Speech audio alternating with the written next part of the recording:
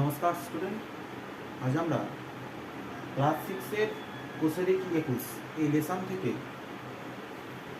15 দাগে বেশ কিছু অঙ্ক আছে, সেগুলো শিখে নেব। প্রথম কোশ্চেন কি আছে, নিচের সংখ্যাগুলি সমানুপাতে আছে কিনা দেখি এবং প্রত্যেক ক্ষেত্রে যতগুলি সমানুপাত তৈরি করা যায় তা করি। প্রথম প্রশ্ন, 60, 20, 2, 10 আর 12 আছে, কীভাবে করব?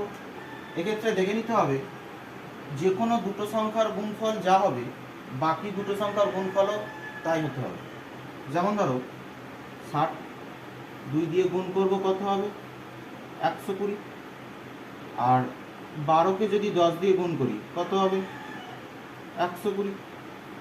তাহলে বলা যাবে অতএব